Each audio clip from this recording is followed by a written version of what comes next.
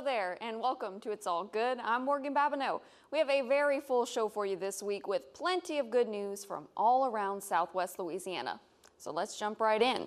Alpha Pi Alpha fraternity hosted its annual charity golf tournament this weekend to raise funds for the Education Foundation for the local chapter Zeta Psi Lambda. Golf enthusiasts, community leaders, and supporters came out for a day of friendly competition. Participants competed in an 18-hole round of golf, a $5,000 putting contest, and a $1 million shootout. Well, we're certainly having a lot of fun out here today, and as you can see, we get quite a bit of support from the community. The golf tournament seems to be the best way in one day to accomplish that and more. It's been a great day. It's a great day to play golf, and a great day to socialize with all our sponsors and players. Alpha Phi Alpha fraternity would like to thank everyone who came out. This summer, Phillips 66 is providing a $20,000 grant to provide Learn to Swim scholarships for 300 children enrolled in the second annual Phillips 66 Swim Safety Program. The program is made possible by a partnership with Phillips 66, Big Brothers Big Sisters of Southwest Louisiana, and the City of Lake Charles's Parks and Recreation Department. This collaboration ensures that the scholarships reach those who can benefit most, fostering a sense of community and inclusion.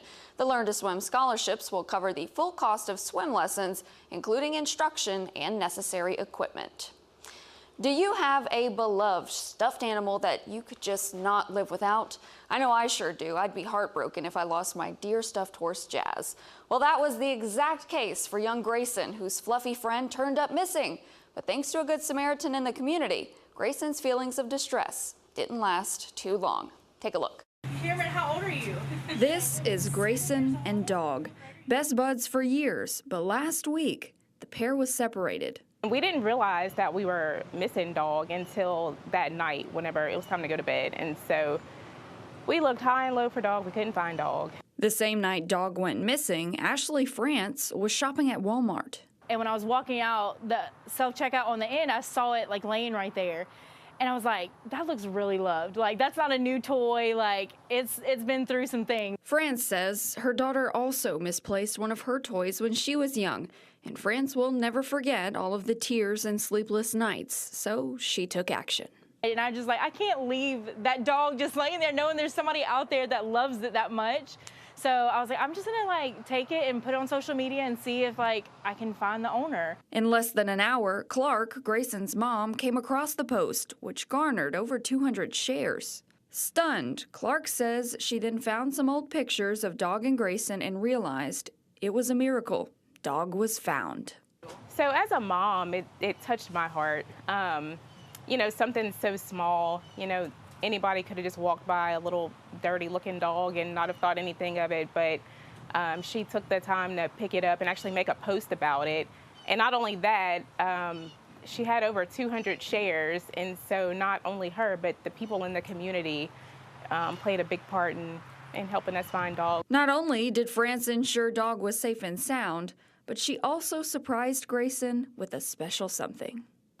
And you even put together, I thought the cutest part of all this little scrapbook basically Yes. of you and Dog and y'all's adventure. Yes. What prompted you to do that? I guess just so as he gets older, he's still young, Gray, he's young, but it would help him maybe understand where he went. So if he loses them again or if something else happens, he would just have a way to put it together that Dog's just having fun and maybe make it hurt less. So I don't know, and just something he can look back on one day and just a cute little memory that Dog had some adventures. We got to have a play date with him and they played in the backyard. Such a cute story. National Donut Day was coined by the Salvation Army in the late 1930s to pay tribute to the Donut Lassies, a group of women who served soldiers during World War I by providing them with homemade donuts, coffee, and a touch of home amid the war. Last week, that tradition continued right here in Lake Charles. Customers at Happy Donuts who bought a dozen donuts got an extra thrown in free, courtesy of the Salvation Army. Well, the reaction from community has just been very, very humble and gracious and awesome. They're very friendly, and it's just an opportunity for us to just be able to be a part of something that just is unique in itself, year in and year out. The Salvation Army would like to thank everyone who came out to support. War Memorial Civic Center hosted a Veterans Resource Roundup connecting vets with organizations that provide resource opportunities for them, with almost 30 different roundtables providing health awareness, suicide prevention tips, and ways to connect other veterans. President of the VFW Post 3619, Sonja Lambert, says her dad served in the United States Army for 24 years, and she has been with the POW for 54 years. I believe it's my calling is for us to remember and do not forget the men and women who once held as prisoners of war and who are still listed as missing in action. Lambert says over the last 5 years, they hold a vigil to honor the 24 men of Louisiana who are still missing in action from the Vietnam War, with one of the men being from DeRidder. She says this year's vigil will be held on September 19th. What does it take to become a Louisiana State Trooper? The state agency just wrapped up its latest academy in which 46 brave men and women went through 24 weeks of intense training. KPLC's Brendan Brown got a chance to meet the new troopers. 46 cadets graduated the Louisiana State Police Training Academy May 30th and were deployed across the state. They will now participate in the 10 to 14-week field training program under experienced Louisiana State Troopers.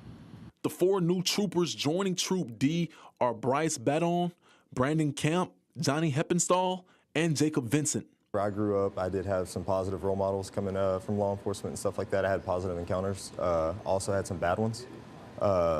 So it was kind of something I had on my mind that, you know, I wanted to be that positive role model for people. Throughout the 24-week academy, the cadets participated in several trainings like investigation, emergency vehicle operations, and advanced firearm training, just to name a few. Coming from like the military, it's pretty similar. A lot of similarities there. They structure it that way, you know, high stress environments, kind of get you used to what you're going to see on the road.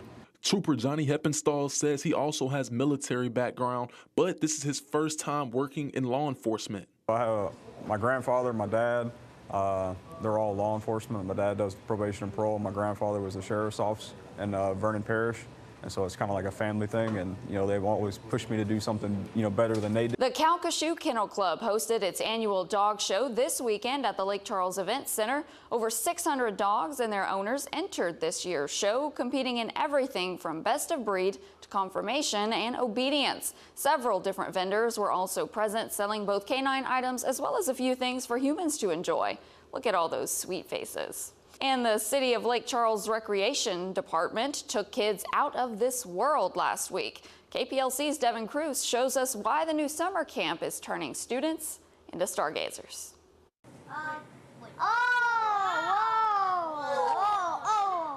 An intergalactic experience for this young man.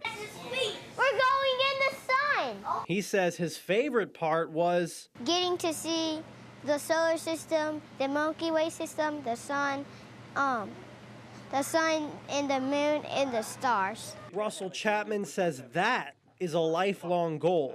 He's always wanted to be an astronaut. You want to be an astronaut? Uh-huh. And see outer space for real? Uh-huh. His galaxy guide today was Alexandria Sarver. She says the summer program lets her do what she loves. I want to make kids feel safe. I want to create a safe environment, and I feel like that's my way of making a difference in the world. This is all part of the City of Lake Charles Recreation Department's Epic Adventure Summer Camp. This morning, students got to see what outer space and the stars look like, and after that, they got to shoot for them.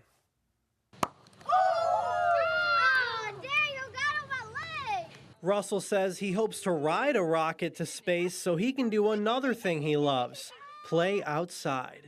Because you can float, and that could be fun. And that's space travel. We're making a house. That imagination is what Alexandria says makes all the difference. Their reactions when they walk into this big tent, big dome, and they look up and they see the moon right in front of their eyes is amazing. Wow. On this side. It's beautiful. Devin Cruz, 7 News. The Southwest Louisiana Amateur Repeater Club, in partnership with the Region 5 STEM program, hosted the ARRL Teachers Institute on Wireless Technology. This development program is designed to equip educators with the knowledge and resources needed to integrate amateur radio, electronics, science, and robotics into their classroom instruction. Wireless technology is everywhere. We can't go anywhere without it. So the more we're aware of how we interact with it in our environment, the better stewards we can be of it, and the more we can leverage it for our own benefits. We don't want to be slaves to technology. We want it to serve us and help make our lives better. And what we're hoping that our teachers are able to do is then take that back into their students' classrooms and help our students become more literate in wireless technologies. Teachers interested in this program can visit arrl.org. For the first time ever, Louisiana has a class of doctors of occupational therapy, and they're walking across the stage. 3 of them are Southwest Louisiana locals. KPLC's Stephanie Obadiku sat down with the ladies to hear about their journey to their doctorate. From receiving their high school diplomas on Broncos Field in 2018 to accepting their doctoral degree in occupational therapy at LSU Health Shreveport, Doctors Amelia Arsenault, Abigail Cudd, and Catherine Hall are making their mark on the place they called home. They are 3 of Louisiana's first ever members of this program to walk away with this degree. We went in knowing that it was a doctoral program, but it had not yet been accredited. And so we were kind of just taking that leap of faith. Like, we know it's going to get accredited while we're there.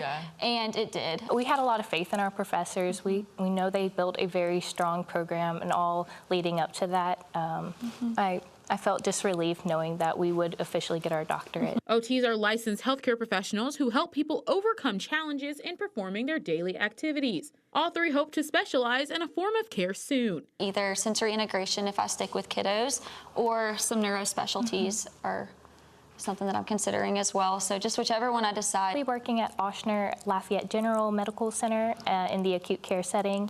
And so I'm looking to get a neuro-based specialty in the future. I will be working at an outpatient pediatric clinic, and I'll just be with a lot of school-based kids, but also serving kids with autism, spectrum disorder. The ladies say their love for people and helping improve their quality of life is what keeps them going. What I love about the profession is that you take something that people already do on a day-to-day basis, you just help them achieve it in whatever ailment they have. We really meet the person where they're at to really enhance their quality of life. So there's this quote that says, medicine adds days to life, but occupational therapy adds life to days. Stephanie Obadiku, 7 News.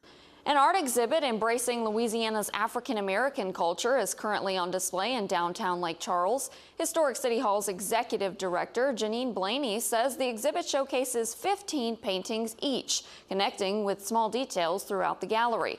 Lake Charles artist Ryan Sterling has created media collages, sculptures, and photography pieces for 14 years. Her work has previously been displayed in the New Orleans African-American Museum and the New Orleans Museum of Art. When you come in tonight, you will see a lot of colors, vibrant colors. You will also see connections to Southern culture, especially feminine and spirituality of the Deep South, Louisiana. Sterling is the 4th artist the Black Heritage Gallery has hosted this year. Her art will be on display starting tonight until July 26th. The Black Heritage Gallery is located in Historic City Hall on Ryan Street. This summer, also at Historic City Hall, they present Tuesdays with Friends, an event designed to bring the community live music, storytelling, and conversation. Each week will highlight local musical legends such as Charles Mann and Ivy Dugas, with conversations that dive into the sounds that define our region. People often attribute Lafayette or New Orleans to being the birthplace of Cajun music, but there was a lot that was born and bred right here in Lake Charles and in the surrounding cities. And just seeing how much people appreciate it and are interested in it is just so heartwarming. And so I just would encourage everybody to come out and learn a little bit about what has been a part of our local culture and our local history. This series will run every Tuesday through July 16th at 6:30 p.m. over at Historic City Hall. Hurricanes Laura and Delta ripped miles of marsh apart when they made landfall. Devin Cruz was in Cameron Parish, where volunteers are building it back, one plug at a time. I'm here in Cameron Parish with Gardner Goodall, where he's showing all these volunteers, as well as myself, how to plant this marsh grass, so I'll give it to Gardner. How do we do it? Yeah, so we're making our way down with our sleds we have here. What you do is you want to pick out 3 good-looking stems, and what you do is you take your fists, you kind of protect its roots, and so you're just gonna drive it down into the mud, just like that. Phillips 66, Ducks Unlimited, and the CRCL all came together for this project. Megan Hartman with Phillips 66 says the company is always looking for good conservation projects where we really can impact the environment and make a difference where we live and where we work. Mickey McMillan is a lifelong duck hunter and resident of Cameron. More than that, he's who helped pull this project together. It's really for the wildlife, you know, for the not only the ducks, but the other shorebirds that are here, you know, the terns, the pelicans, everything that we all need water, and the human dimension is part of it. Gardner has shown thousands of people how to do this, and he can show you too. If you visit crcl.org, you can find out how more projects like this are happening in your community. In Cameron Parish, I'm Devin Cruz, 7 News. Over to the sports side of things, over on 7 News, we've talked quite a bit about both Sam Houston baseball and softball winning state championships within a few weeks of each other. But the two teams are linked by more than just representing the same school. Justin Margolis has the story. Sam Houston won both the softball and baseball state championships this year, and with that gave some unforgettable experiences to a couple of pairs of siblings who played on both teams. For Aubrey and Riggins Porsche, it was a situation that took hard work between the two as they both got to watch each other reach their goals. It was great to, watch them accomplish what we accomplished, and just like how much that we know that we've all worked for it. Us being on the field till 6 o'clock every day, watching them be on the field, us being in together, working hard. I think it's just like a crazy experience that not many other families get to experience that, and I hope we can do it again next year, and then we have to. Hayden and Chloe Peschoff also experienced the thrill of watching each other win championships. The competitive siblings both pushed each other to be their best when it mattered most. Watching them win, we're pretty competitive as siblings, so to me, she couldn't be the only one that won one, We've always been, one has to be better than the other, very competitive. I think it's really cool, especially knowing that our parents sacrifice and we stay out here so late, but knowing that we're siblings and he's a senior and I'm young, it's cool that we both won. Plenty of emotions come with watching your sibling accomplish a dream, but the main thing that stood out was how proud the siblings were of each other as they watched their postseason runs unfold. Me and my brother grew up playing together, so it's awesome to watch us be different and us grow up and accomplish the same things, just in same sport, different a little bit. Every time I see her just getting better, it just makes me want to get better and try to be better than her. It was really awesome to see how good she's doing right now. I'm really proud of her, and it's just crazy to see that she's doing all that. I'm very, very proud of her. She works hard, we work hard, done it our whole lives, so it feels pretty good, but it's over now, and that's tough. But we did both win one, so it feels great, yeah. We both work so hard. He always puts in extra work, I always put in extra work, but we're both really competitive, and it felt good. It's really cool watching him succeed and do good. And finally, it's time now for our 7 Sports Person of the Week, where this week, Devin DeStefano takes us out to Pitkin to catch up with the state champion Pitkin Tigers. The Pitkin Tigers baseball team continued their dominance in the Class B division by beating Family Community in the state championship to secure their 14th state title in program history. A sweet return to the top for head coach J.C. Holt and the Tigers after losing in the semifinals the year before. Yeah, we kind of dubbed this whole season the comeback tour 25. That's what, from the get-go, we just didn't want it to happen to us again. We knew we had a good enough team to win it, and we just wanted to make sure that we ended on a high note for these seniors that went out. This senior group and the rest of the Tigers team shared a bond that shortstop Cash Wisby says made this title run so special. It feels really great doing it with the guys I love each and every day, just every time we step out in the field, going to war with my brothers, I'd rather have nobody there with me besides them guys. The coach's son, freshman Gavin Holt, came up big for the Tigers, finishing with 3 hits and 3 RBIs, and was awarded the game's most outstanding player because of his efforts. When you're a freshman, nobody thinks much of you, and I had all the confidence in the world. I mean, everybody was doubting me because, you know, your coach's son or whatever, and I use that as motivation. This team isn't lacking in motivation. 4 days after hoisting the state championship trophy, they were back in the weight room. But Gage James says they don't do it for the trophies, they do it for the joy that this game brings them. Coach preached to us over and over again. It's just, we want to stay in the moment and just be where our feet are. And it's more about the memories you make and not so much the accolades and the awards you get, but the memories are more important. The Tigers have a reputation of winning, so the goal remains the same next season. Definitely get back there and win it again. In Pitkin, Devin DeStefano, 7 Sports. Well, you can kick off each week with good news by tuning in Mondays at 11, streaming on Roku, Apple TV, Fire Stick, or wherever you stream 7 News. Have a great week. I hope it's all good.